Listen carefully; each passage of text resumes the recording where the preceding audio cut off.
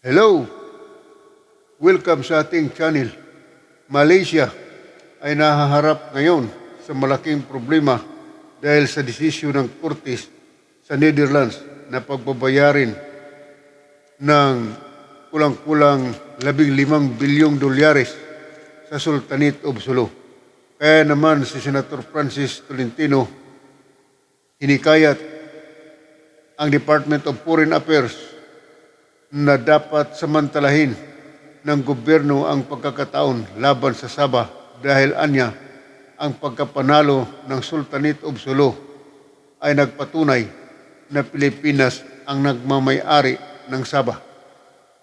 Ang mga tagapagmana ng Sultanate of Sulu ay humiling ng pahintulot sa korte ng Dutch na kunin na ang mga ari-arian ng Malaysia noong ika-29 ng Setyembre sa Netherlands. Sabi ng abogado ng humihiling ng halos 15 bilyong dolyares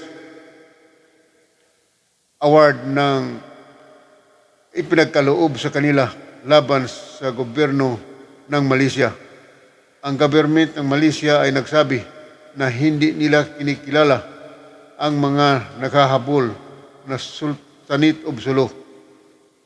Ang Malaysia ay hindi tumugon ng utusan sa korte ang Malaysia na bayaran ang Sultan of Sulu ng 15 bilyong dolyares. As we speak, the Malaysian government is in a quandary. They don't know how to approach this because they lost. They lost. And again, I repeat that decision, that arbitral ruling is final. But my point here, Mr. Chairman, is that the DFA should now seize the opportunity. Nanalo tayo eh. Nanalo tayo. Whether that was initiated by a private group is irrelevant. The implication is that we own Sabah. 750,000 Filipinos live there. I have to be direct. You're familiar with the recent, probably a few months ago, decision coming from a French arbitral tribunal relative to the Sultanate of Sulu heirs claims, which was initially dismissed by a Madrid arbitral court. It so happened that my professor's friend happens to be now deceased, happens to be the lawyer of the Sultanate of Sulu, the heirs. I'm referring to Professor Galliard from Paris.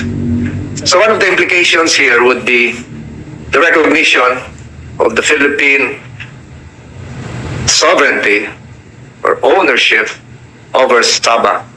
And we don't have to retrace everything, the purchase during the period when Spain and the United States agreed, etc., etc.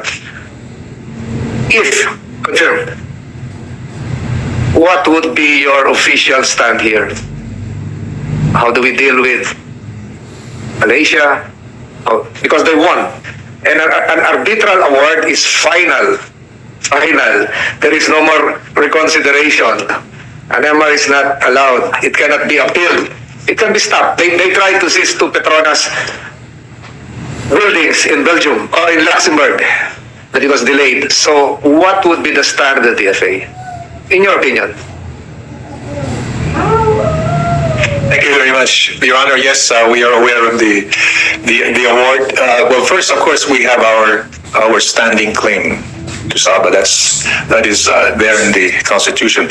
On this particular issue, in fact, we have initially, even before I came here, we had a cluster committee in the government precisely to analyze the legal implications of this award, especially vis-a-vis our claim.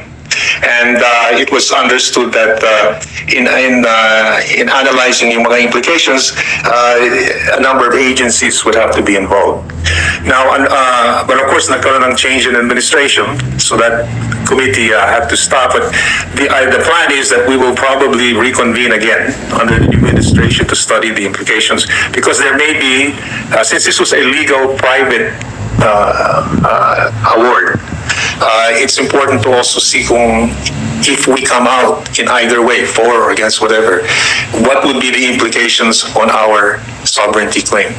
So that is the point that has to be studied. And I understand that right now, our legal office, particularly the Office of the Solicitor General, is right now studying that. And I think what we are going to do is to await his findings. But at the same time, I will propose that we also convene our subcommittee, which exists under the cabinet cluster to study. And in this subcommittee, we will have at least six agencies involved to consider the matter, and that would be aside from DFA, DOJ, DILG, DND, etc. So in other words, it would be a whole of government approach to analyze this issue. And I think at the moment that's where we stand on this particular issue. So the reply would be further study. As we speak, the Malaysian government is in a quandary. They don't know how to approach this because they lost. They lost. And again, I repeat that decision, that arbitral ruling is final. It's final. The word executory would probably be deferred, but it can no longer be reversed. So are you amenable to forming, because you're more on a study group mode, are you amenable, or do you have a council of ex-DFA, council of ex-SFA? So your group, I'm referring to Delia Arbor, I'm referring to the others who are still alive. I'm not referring to Carlos P. Romulo. I'm referring to those who are still with us, to get their opinions likewise. Thank you, Mr. Senator. Yes, I would be very open. In fact, I know if I could approach them and get their ideas, a number of them are still very active on this, and I think that could be a good approach. Maybe we could get their ideas on this particular issue. Of course, at the moment, there's no such grouping, but nothing prevents us from creating a kind of group of former SFAs, and I know a number of them are still quite active on this. Thank you. My point here, Mr. Chairman, is that the DFA should now seize the opportunity. Nanalo tayo eh. Nanalo tayo. Whether that was initiated by a private group is irrelevant. The implication is that we own Sabah. 750,000 Filipinos live there. Stateless. Without social security benefits. Without health benefits. Not allowed to vote. Just crisscrossing Tawi-Tawi and Sabah. And yet, they're unrecognized. So probably, dear Secretary, it behooves upon your department to form a unit to study all of these claims. And again, it also would be appropriate to have a group within your department to be familiar with arbitration. Commercial arbitration, international arbitration, because we have to hire foreign lawyers. We have to pay millions of dollars. And we have lost all of our cases. We have lost a case in Singapore. We have lost, when I was still young, we lost that NAIA airport claim, Fraport, etc., etc. So I think, especially now that we have an incoming ambassador to Singapore, Singapore is a seat of some arbitration courts. Hong Kong is one, Paris is